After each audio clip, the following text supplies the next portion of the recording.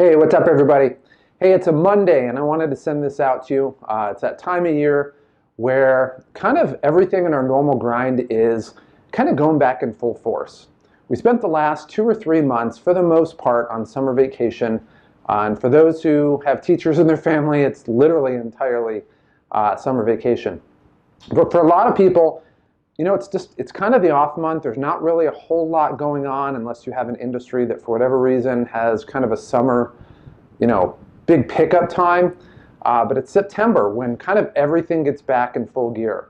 It's when your budgets go up, when you have to really start digging down, and even traffic. Everybody's taking their kids back to school, and so traffic's even crazier.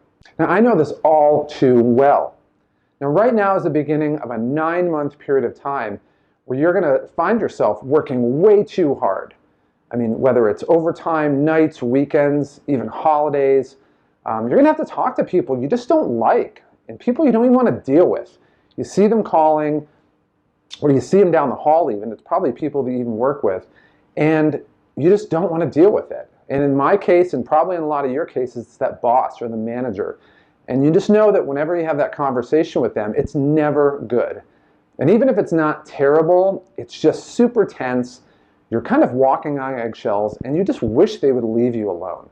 And the worst thing, and this is something that most people don't even realize because it kind of gets pushed underneath the surface, is that your dreams get crushed over and over again. Well, what do I mean by that? Well, you have that house that you want to get. You have the car that you want to get.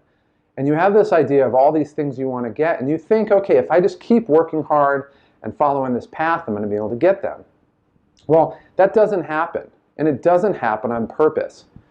You see, that happened to me about, I want to say 18 years ago, and I was doing pretty well at the bank. I mean, I wasn't like the #1 person, but I was doing pretty well, and I was feeling good about myself, and I just got my quarterly commission check, and then they sent our new commission structure for the next quarter. Well, needless to say, I was pretty pissed. Basically what they did is they cut it in half. So if I made X on a given sale of something, I would make half of that. So in the end, if I did the same thing as I did the time before, I would make half as much. And if I wanted to basically match the same quarter that I had the prior quarter, I would have to double my production. Now, needless to say, the most tone-deaf thing that I had ever seen at that time was about 2 weeks later, I got a postcard in the mail, and it was from the CEO of the company. Well, the really stupid and tone-deaf thing he did was the postcard was a picture of him and his wife on their yacht in Hawaii with a little thing on the bottom saying Merry Christmas. So, they basically just said, screw it, we're going to give you Ben-Hur-esque wages. And, money's all going to go in our pockets for all the stuff that you guys sell, but Merry Christmas to you guys. And I was pissed. I mean, I honestly was really, really pissed. And it was right around that time that I was actually thinking about moving to California, so that actually just accelerated it. It was just one more reason to go ahead and do it. But what happens is, a lot of times we just focus so much on the daily grind that's going on, the micro, all the little things we do, the tasks on, on the hourly basis, on the minute basis, and things like that, that we don't even realize that we've woken up 5, 10, 20, and sometimes even 30 years later, realizing that we've completely let our life go by, that we've completely sacrificed our dreams. And it's the reason why you see these guys, and I definitely see this from time to time, is you see these 55, 60-year-old guys driving Corvettes here. And it really doesn't matter where it is. You're going to see it everywhere. And the reason they do that is it's kind of their way, some people call it a midlife crisis, but it's their way of basically recapturing their youth and feeling like they can go back and get something back. But the problem is they've sacrificed all of those years doing the things, or rather not doing the things that they want to do. And they're playing catch up to try to get there. So, a lot of you guys are probably asking, okay, I get that, I understand that, that it totally makes sense. It definitely reminds me of what I'm going through. But, kind of where are you going? Where are you going with that, Matt? Well, it's really simple. Somebody once said to me, they said, Matt, you need an exit strategy. And for me at the time, I was actually moving to California, so there was a little bit of an exit strategy for that. But that didn't even help because I ended up going to just another sales job. Now, if you want to have a lifestyle where you get to live your dream life, you get to travel where you want to, you get to really dictate the terms on which you live. In other words, you don't have to check with anybody really to do the things that you want to do. And that doesn't mean quit your job. It doesn't mean, go off the grid. You can still work for the same company, be in the same industry, but completely change everything about your lifestyle.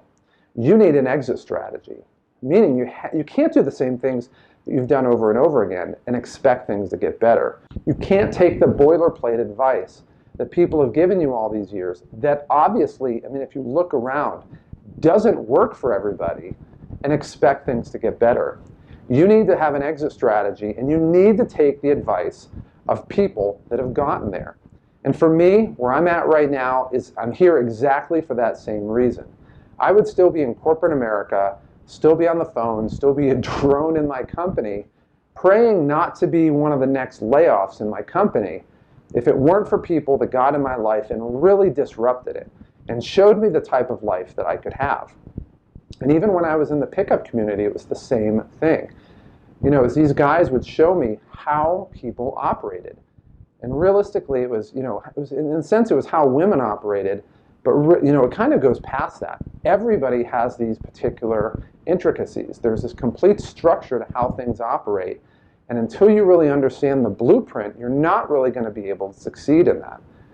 And so that's what this lesson is about. I want you guys to understand, unless you guys understand the blueprint of what makes people unbelievably wealthy, what makes people draw money in, literally be a money magnet, and in a lot of cases have a sales passive income stream, you have to understand the architecture. And if you don't understand the architecture, somebody else will. And most likely you work with one of those people already, and even a lot more likely there's people in your industry that you compete against, that you talk to at networking events that have figured this out. These are the people that are the name in the name in their industry.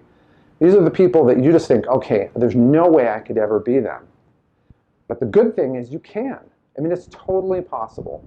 But you have to plug into the blueprint. Unless you understand the blueprint, you're not going to get there. And that's really the reason for everything that I'm doing here. I record these videos for you because I want to reach you. I want to be able to give you not only the financial freedom that you should have, but the personal freedom that you deserve.